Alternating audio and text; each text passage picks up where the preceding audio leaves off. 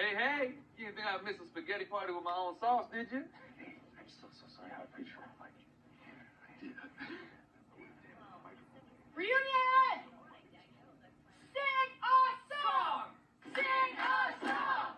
Sing a song! Sing a song! Please. Sing a song! Okay, I get it. Stop. Come on, Joe, let's sing for him, man.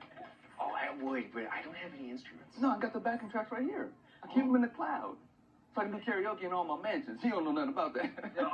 Come on, make some noise for Amen.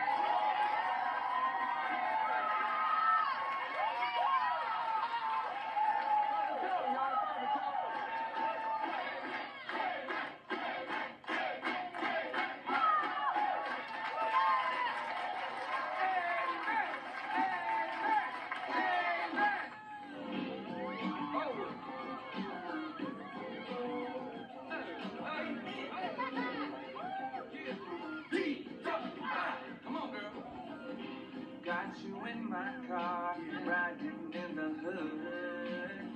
Don't know where we are going, but it's somewhere pretty good.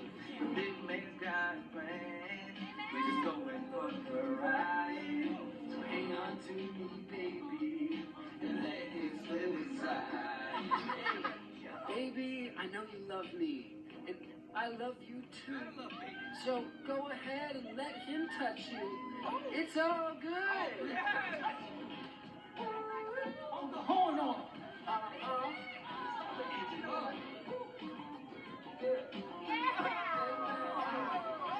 Come on. Get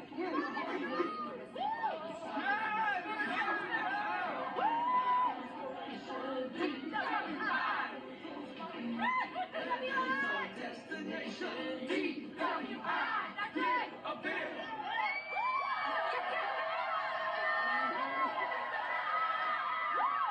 So I decided not to video the performance. It would have got a ton of views, but I learned something this week. You know, sometimes you just gotta be present. Amen to that, sister. Amen to that, Kelly. Couldn't have said it any better. Amen. No pun intended. See what I did there.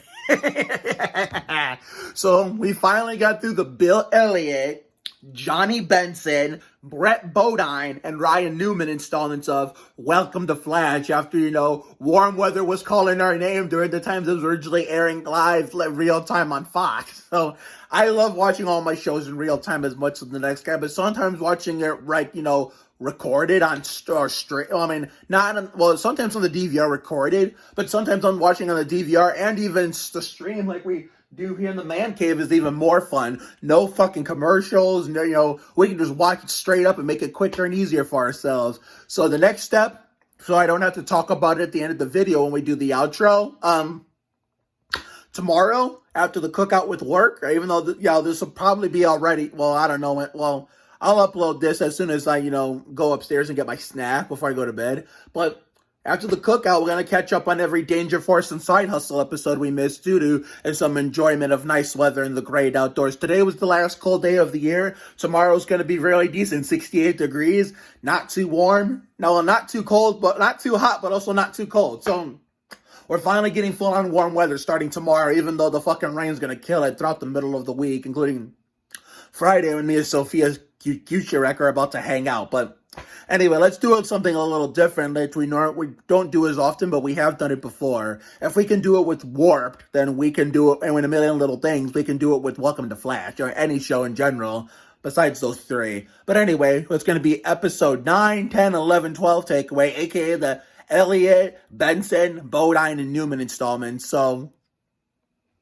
I'm trying to remember, what order did we watch them in?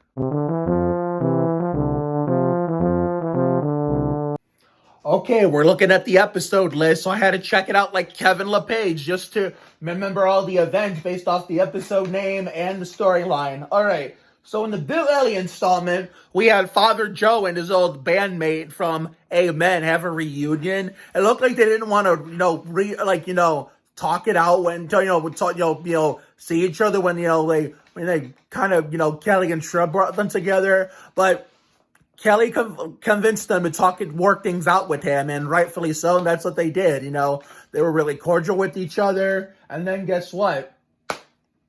They got to sing for everybody at the end. And Shrub, and of course, even whether he was almost dying or not, I'm glad everybody cared about him. So therefore, I'm glad that all that worked out in the end. I'm going to make this a little quick because we're a little pressed for time. Now, on the hooky. Oh, okay, why the fuck does the Johnny Benson installment say the Bill Elliott installment's plot line? Yeah, look at that. Hulu fucked it up like Fabricio goddamn Oberto. Like, okay, on the hooky. So, we had Father Joe and, trying to play hooky and play golf while he tried to have Big Mandy and, Cheryl do his work. And they decided to play hooky themselves. And here comes this little middle-aged chick, hitting on Cheryl and hitting first, and then also after that thinking that her and Mandy were a lesbian couple or some shit like that. And then on the subplot, Father Joe accidentally injures Kelly with one of the golf ball things that go in the side of the golf ball, and had to wait for 4 fucking hours, and somehow I would have lost my shit if I had to do that, wait in urgent care for 4 fucking hours and shit. It would have wasted half my fucking day away. And then what was the subplot behind that? The car dealership. It looked like Shrub wasn't going to fit in with those guys, considering Dylan, was working there. And the fact that, that Dave guy and the girl was a little mean to him at first, and Linda, had faith in him. That's my mom's name, too. And turns out that worked out, too. But what was the other subplot in the Bill Elliott installment? I mean, I'm going to check the tape. Okay, first of all, I have to acknowledge this before we get to the Nadine stuff, which is what I was actually trying to figure out. I thought that, I can't remember the Father Joe's ex-Amen Bandmate's character's name, so fill me in on that, somebody from the show, in the comments thread on Instagram, but I thought when Kelly got stuck, I thought they were gonna fucking Adam Petty that vehicle. I mean, as in not crash head on into the wall. I don't want to make that sound too fucked up. That's not how I meant it. But like bust it up, because Adam Petty, whether he's dead or alive, he's the king of busting it up. So, and of course, the only thing Nadine did, in this episode, the Bill Elliott installment, was she was getting it on like Terry Labonte with her husband Dylan. So on to the next episode to recap.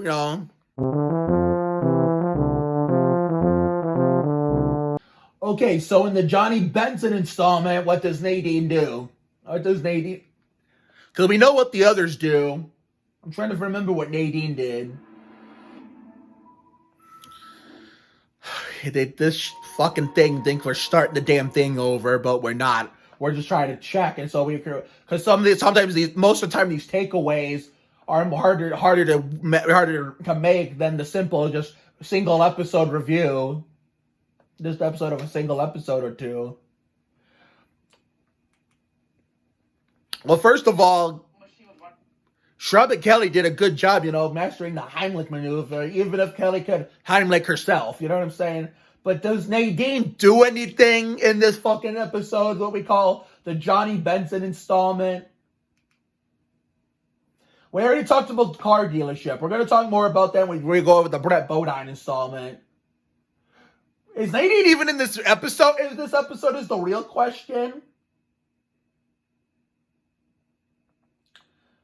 I don't think she is. I know we already went over, Kelly's injury in the golf course, the couple, the lady that was hitting on Cheryl, and then, her and Mandy were a couple. Okay, get out of there. There's no Nadine, goddammit. Alright, now, I know what happens in the last two. Alright, so, in the Brett Bodine installment, we have this grumpy old fart, like Bob Vila, except Bob Vila, even though he's an old fart, he's not fucking grumpy, He lashed out on Kelly and Shrub after, he had faith in Kelly, only for us, the fucking asshole viewers, to find out he was using her. And, he does that to everybody, so he was probably doing it to people at events before the series. And the fact that, he made the fucking Carl Jeremy like Jeremy Mayfield. I mean, Could you not wash that shit off with fucking Mountain Dew since that was on the 19 car when I was a kid? Made stuff like that is why I was angry. He was left out of NASCAR 2005 Chase for the Cup. And I was 10 years old when I got that game when it first came out. But that's a conversation we're saving for another day. But of course I had to bring it up somewhat because we mentioned Jeremy Mayfield. Yeah, but, and Nadine was in this episode, but she was the star of the commercial before Doug used Kelly, and then, honest to God, Jimmy got to appear in this one, I think they went on a road trip to Cleveland together where, Cheryl beat him out for an award where, his rivals, Jimmy's arch rival and his partner, I don't know if it was his wife or what that came along. Okay. I think that might be Tim right there. Cause he does, I never seen Mike, whatever his name is. I am sorry. I can't remember his fucking name. Mike Evans. I don't fucking know. But anyway. I'm going to tag him on Instagram, along with everybody else that appeared in these 4 episodes I watched, so don't you worry. So, I'm sorry if I'm not remembering all your names or getting your character names correctly. Oh, here's the other part I didn't talk about.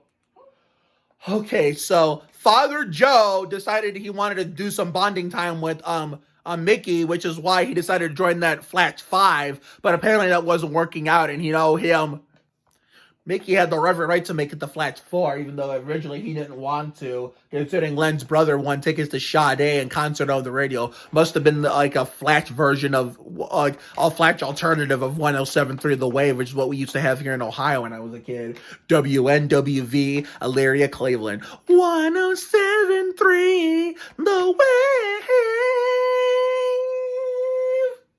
Yep, there's the old fart was using Kelly. I'm going through that now. Did anything else happen after that?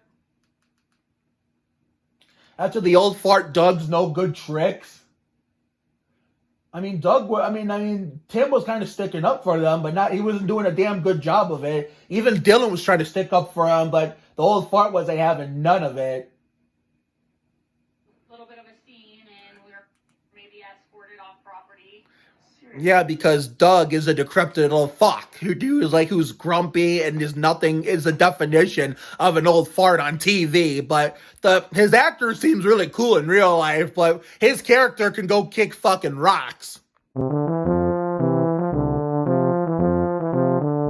Okay, the Fire Stick remote locked itself again, and it's stuck on Father Joe in the outro of the Brett Bodine installment, but I already know what happened in the Ryan Newman installment, which is the Halloween episode. I can't believe we're having Halloween and Christmas episodes to end this first inaugural season when it's not even October and December yet, which is why I would get pissed at my coworkers for singing Christmas songs when it's almost summer and I want to focus on summer and not think about season 2 of fucking Winter Wonderland. We're almost to Fun in the Sun, so let's not fucking ruin this. We're almost done with Spring is in the Air, so come on, let's not fucking ruin this. Do not fail me now. Okay, so anyway, this guy did a damn good job pranking them, and even me, because I thought there was a real ghost in there, and I thought what Nadine was telling us was real, and wow, Mandy was the ghost whisperer, but yet she pussied out. Of course she went. It's like a fucking Mandy thing to goddamn do. There's not much more you can say, but Mandy's funny as fuck, and so is Chrissy Chula in real life. They're both funny and similar counterparts in a way, both on screen and in real life. But wow. But I'm glad they figured out that ghost mystery. That when Kelly and Shrub came in from the woods, where they never made it to that fucking festival they were going to, which almost fucked up Kelly's birthday because they got lost in the woods. And even though Mickey and his grandmother offered him a ride, but they thought they could make it there. And I thought they were going to make it there too, but I should have known they were going to get fucking lost in the woods. And then the Melonhead twins or some shit like that chased them or something, but in between, dropping them off to get the rest of that festival, they made it to the rest of the way, and running back to the church, where the ghosting prank was. they got pissed off at each other, started fighting in the woods. I thought they were gonna give each other some booty barker action for The Price is Right, but they knew they needed each other, so they were not gonna stay split up for long. So they got back with each other, and it fixed all the problems in the end, just like every comedy does. Like Goldberg's did, Goldberg's always does. American Housewife did. I think Mixed Dish kind of did. I didn't pay close attention to that, little theme of, having problems. Oh, yeah, they did. Because remember that life lesson I learned before I had to abandon the end of the season, the end of its run at the same time?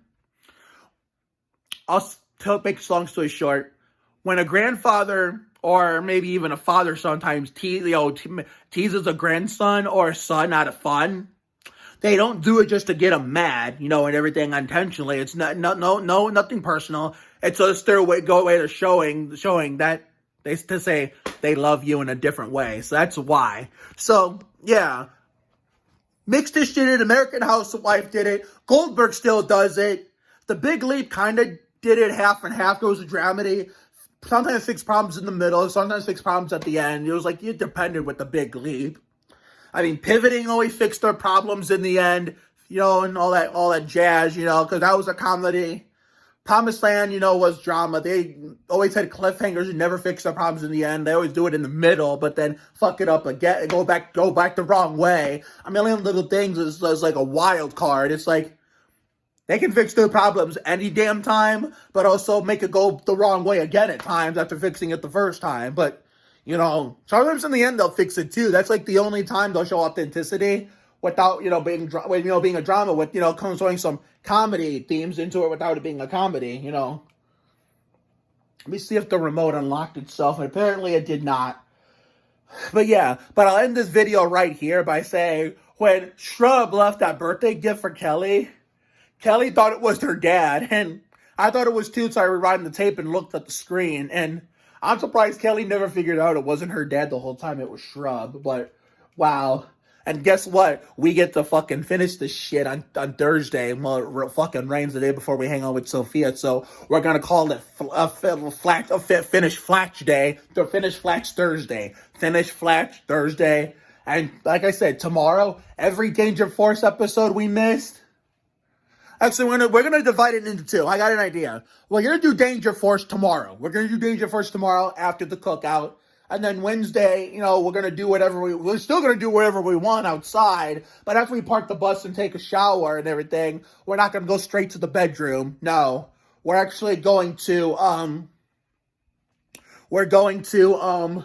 watch every Side Hustle episode we missed, and then Thursday we're gonna pick up where we left off, and then Friday, we're going to hang out with Sophia.